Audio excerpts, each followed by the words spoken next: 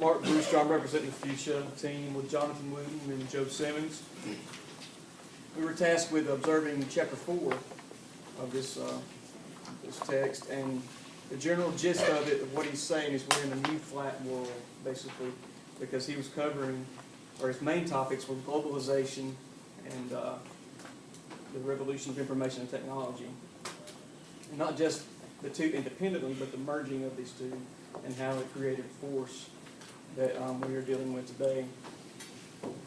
First thing we talked about was the fact that this phenomena is going to touch everyone in every aspect of life.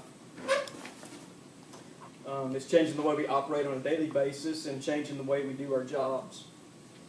And a subsequent and unavoidable side effect is that people will have to be more educated in order to do their jobs. And it's going to require much more training than it has in the past. And it's incumbent, well, we have to ask ourselves, what do we do with this new force? Because we've all learned enough about a force that we know it's going somewhere. So how are we going to channel it? Because if we just let it go, then it's just a crapshoot as to whether or not it turns out as something positive or negative. And it's incumbent on all of us, not just as a country, but on a personal level, to try to harness this force and rather than succumb to it.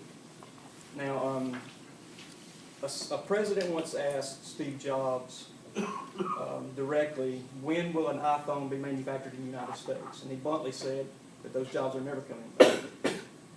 And I should, in order to really appreciate that, you have to, this says it wasn't in the text, but the reason those jobs were over there in the first place was regulation and taxation.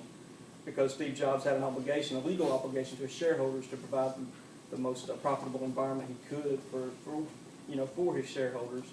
But that's not the reason they're not coming back. The reason they're not coming back is because the playing field has been leveled significantly to where places in India and other places in the world are capable of so much more because of the globalization and the merger with the IT revolution. And they're actually outpacing us in that respect. And that's why those jobs won't come back. And Apple actually produces almost all of their stuff, overseas. And the knee-jerk reaction is to say, well, it's greedy corporations, that's why they're going over there. Well, that's not why they went over there in the first place, and it's not why the jobs aren't coming back, because it's, I'm no economist, but the CEO now, the sitting CEO of Apple, just can't bring those jobs back and take a huge cut. He'll probably get sued and whatnot for that. But the flip side of this is positive, because there's people in startup businesses that normally could not do that. They can actually do it from their homes. I mean, 30 years ago, that's absurd to think that somebody could do these things, and if you could communicate with people, on the other side of the world, and you could trade and buy your goods or specialty goods from the other side of the world. And another thing he talked about was employment polarization, which is a very interesting topic, because the higher educated people are going to be, this technology is going to enhance the way they do their jobs and their ability to do their jobs, just like right now we're using PowerPoint. There's all sorts of different things that educated people are going to be able to harness and to be able to do their jobs, but at the same time, the less educated people become less employable. And so there's a big gap that's created and it's growing, and that's something that has to be addressed as well. And while education is going to enhance, the skill positions are going to have to be more educated. It can't stay the way it is now. Now, can engineers, especially control engineers, have an impact on this phenomenon? I believe they can. I believe that, like we say, with the lower skilled people, they can't control they can't create the controls, but they can absolutely make them more comprehensive and easier to use.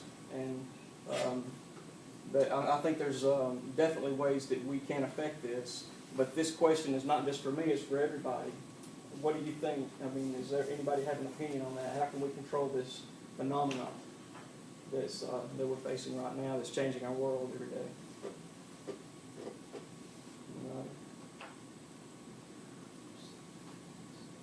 Okay. Well, I think, we could use this technology to repair our economy rather than to further damage in it. And we can, obviously in our schools, even public schools, it's going to really enhance the education system. So there's a lot of positive things that are coming out here, but there's also a lot of red flags that have to be addressed and attended to, because like any force of nature, you have to, if you can't harness something, it's going to plow you over.